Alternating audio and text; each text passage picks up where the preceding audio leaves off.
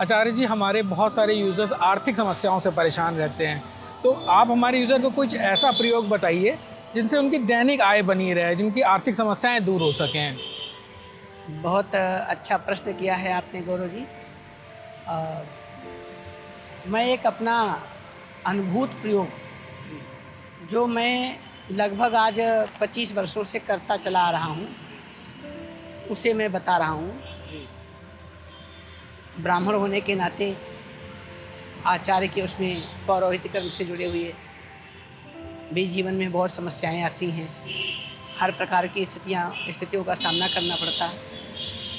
लेकिन एक हमारा अनुभूत प्रयोग ये है कि जब से हमने इसको शुरू किया तब से नित्य प्रति कभी भी हमारी जेब खाली नहीं रही। चाहे 10 रुपया ही रोज प्राप्त हुआ हो, चाहे 100 रुपया प्राप्त हुआ हो, चाहे 1500 प्राप्त हुआ हो, प्राप्त रोज का रोज ही हुआ है। हम ये माने तो ये लक्ष्मी का नित्य आशीर्वाद है, ये नित्य लक्ष्मी है। देवी तो नित्य भी हैं, अनित्य भी हैं।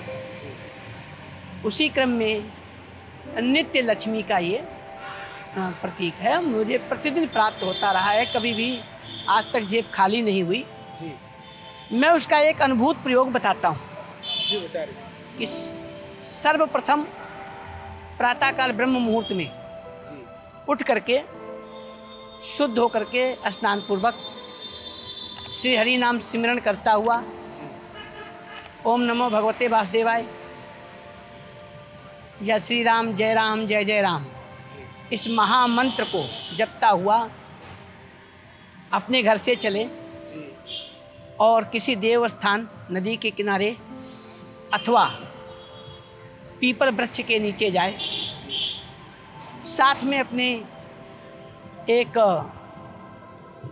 ऐसा कलावा लेके जाए और दही और हल्दी, जैसा कि मैं आपको दिखा रहा हूँ, ये इस प्रकार से दही और हल्दी और कलावा, एक चुटकी हल्दी और एक आधा चम्मच दही, मात्र इतनी की आवश्यकता है, किसी चीज़ की आवश्यकता नहीं है। ये क्रम केवल शनिवार को ब्रह्म मुहूर्त में उठ करके श्री राम जय जय राम, ओम नमो भगवते वासुदेवाय, दोनों मंत्रों को जपते हुए पवित्र होकर के, शुद्ध होकर के पीपल के वृक्ष के नीचे जाए। पीपल का वृक्ष अकेला हो अथवा देवस्थान पे हो, नदी के किनारे हो, किसी भी प्रकार का हो, पीपल का वृक्ष हो, वहाँ तक जाना चाहिए। और जाने के बाद में वहाँ पर पहुँच करके और इस प्रकार से आप एक पीपल का पत्ता तोड़ें, इसको डंठल के साथ नीचे से ऐसे ये पीपल का पत्ता तोड़ करके आप 1 मिनट पकड़ें इसको। मैं इसका अनुभूत प्रयोग बता रहा हूँ और ये प्रयोग मैं अभी तक 25 वर्षों से अधिक समय से मैं करता चला आ रहा हूँ। पीपल के इस भाग में नहीं, पीपल के चिगने भाग की तरफ आप इस मध्यमा उंगली से आप रमा बीज, माँ लक्ष्मी का बीज मंत्र, हल्दी और दही दोनों को एक साथ किया। इसके ऊपर पत्ते के ऊपर आपने इस प्रकार से चतुरस्र यानी चौकोर ये बनाया। ये चौकोर हो गया। अब इसके ऊपर में आप इस प्रकार से हा के बीच में रा, बड़ी ई की मात्रा और ऊपर बिंदी, ह्रींग, आप इस तरीके से इसको ह्रींग बनाएंगे। बना करके फिर आप इसको ऐसे मोड़ेंगे और इस प्रकार से मोड़ लेंगे। फिर आप इसको ऐसे मोड़ करके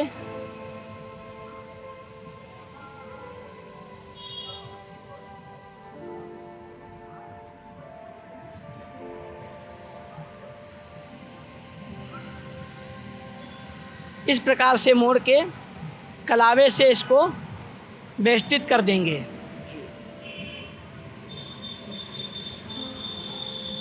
कलावे से आवेष्टित कर दिया।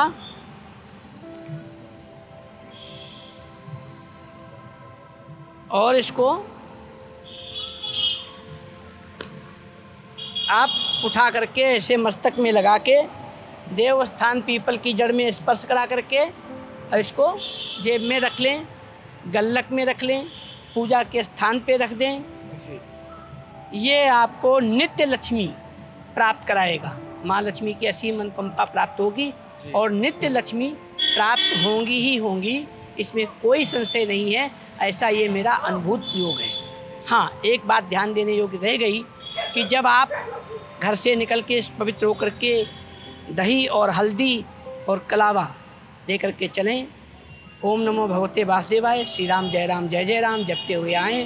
पीपल वृक्ष की 7 प्रदक्षिणा करते हुए वृक्ष से अनुमति पूर्वक पत्ते को तोड़ें। जैसा कि भी हमने तोड़ा तो अनुमति पूर्वक जो है वृक्षदेव से कहें, हे वृक्षदेव, हे आप हमको माँ लक्ष्मी के प्रयोग हेतु एक पत्र प्रदान करें और अनुमति पूर्वक उसको तोड़ें।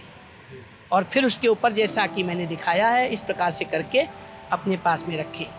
ऐसा करने से नित्य लक्ष्मी की प्राप्ति होती रहेगी।